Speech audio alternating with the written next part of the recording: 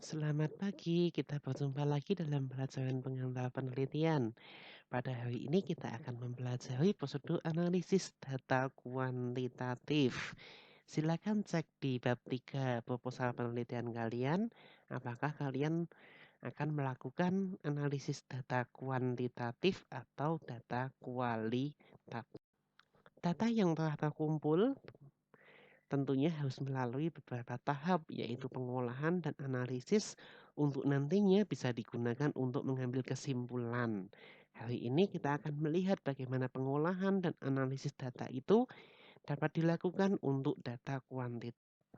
Nah, mari kita lihat sama-sama. Data kuantitatif yang telah terkumpul ini bisa berasal dari mana saja, baik itu dari kuesioner, dari pengamatan, maupun dari eksperimen atau percobaan. Data itu harus dicatat dalam bentuk long format atau dalam bentuk tabel yang jelas begitu. Nah, keterangan mengenai disimpan. Contohnya seperti ini.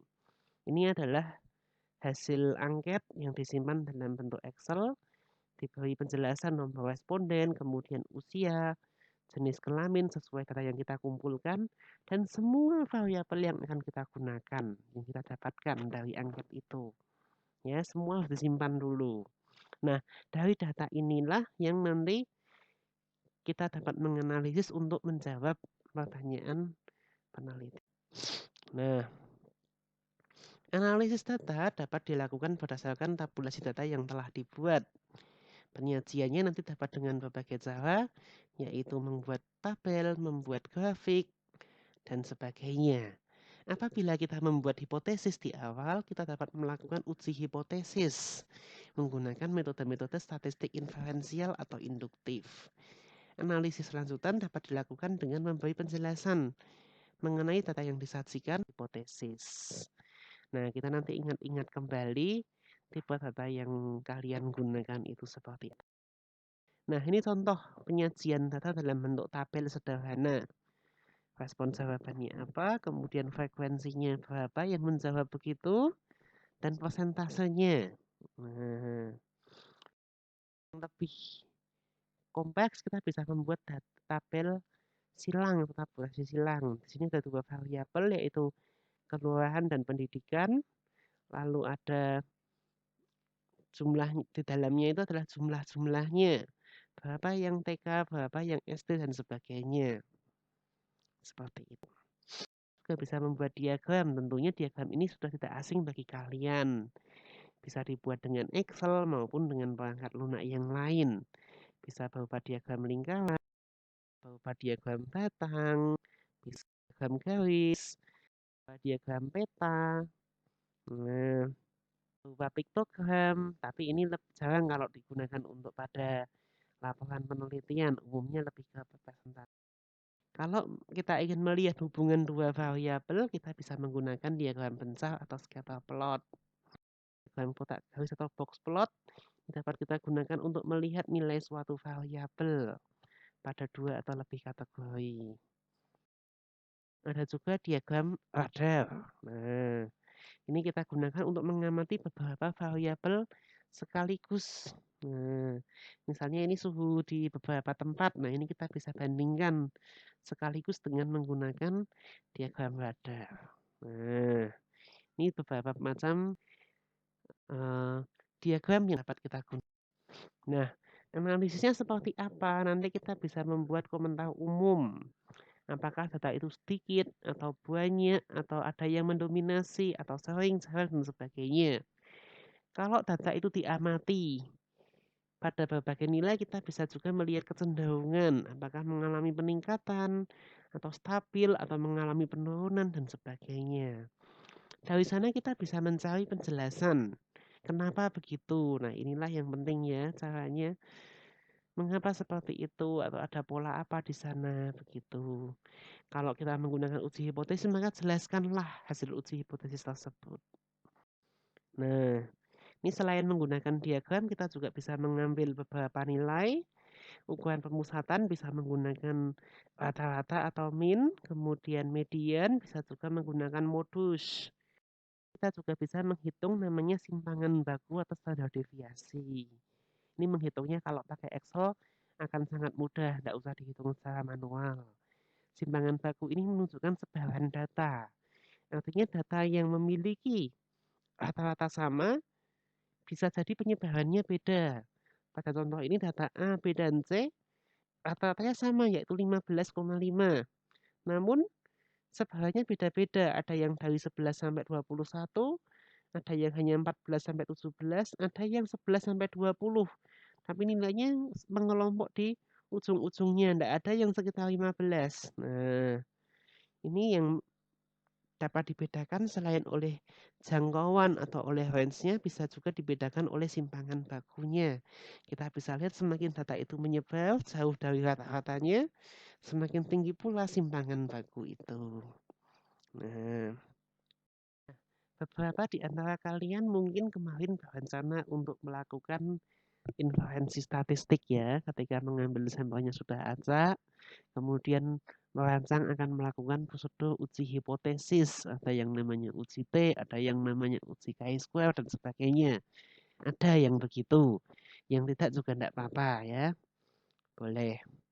Nah, kalau memang mau melakukan uji hipotesis, kita harus pahami dulu dasar teori maupun prosedur uji hipotesis itu. Nah, uji hipotesis sebenarnya merupakan bagian dari inferensi statistika. Bentuk lainnya adalah estimasi atau pendugaan parameter populasi berdasarkan informasi atau data statistik dari sampel.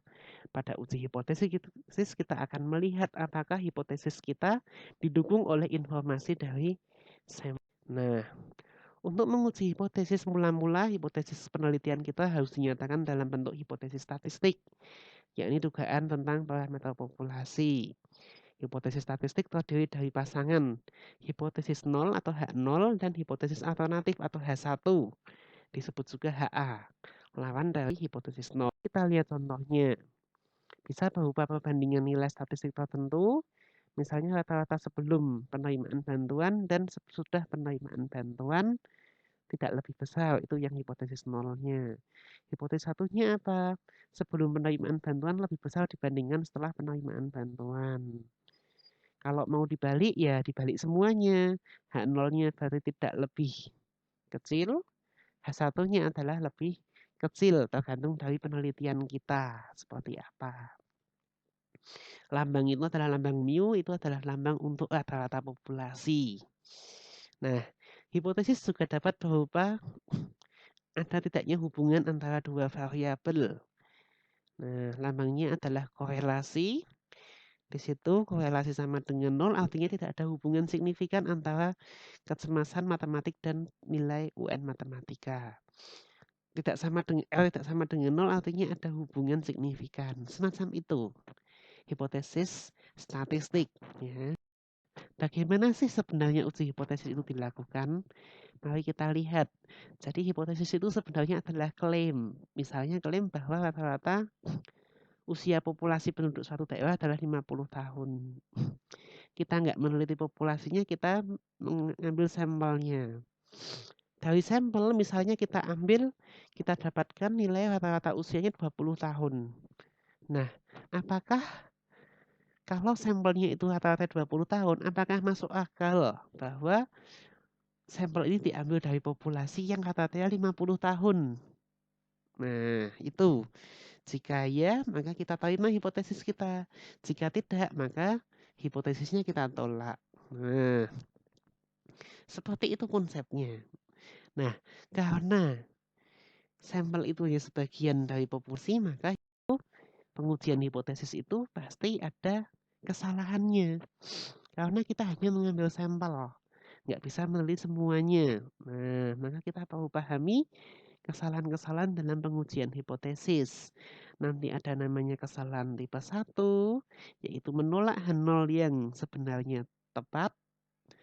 Ada kesalahan tipe 2, yaitu menerima H0 yang sebenarnya salah gitu. Pada umumnya dianggap bahwa kesalahan tipe 1 itu lebih fatal atau lebih serius ketimbang kesalahan tipe 2.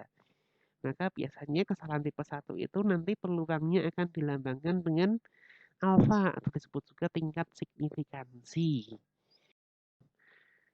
tingkat signifikansi ini dibuat kecil namun tidak pernah sama dengan 0 karena kesalahan itu akan selalu ada. Untuk penelitian kedokteran, farmasi, kesehatan umumnya diambil alfanya lebih kecil 0,01 atau 0,05 lah paling besar begitu. Kalau untuk penelitian pertanian, sosial budaya, pendidikan dan sebagainya, alfanya lebih tinggi tidak apa-apa 0,05 atau 0,1 itu juga boleh. Nanti ini berpengaruh terhadap daerah kritik suatu pengujian hipotesis, yaitu penentuan apakah hipotesis itu kita terima atau kita tolak. Nah, itu sedikit pengantar mengenai analisis data kuantitatif. Setidaknya kalian bisa rancang dulu, olah datanya dulu, siapkan, kemudian tentukan apakah butuh uji hipotesis statistik atau tidak. Bila tidak, ya tentu cukup dengan menyajikan diagram-diagram dan membuat pembahasan. Terima kasih, selamat melanjutkan penelitian. Sampai jumpa di minggu depan.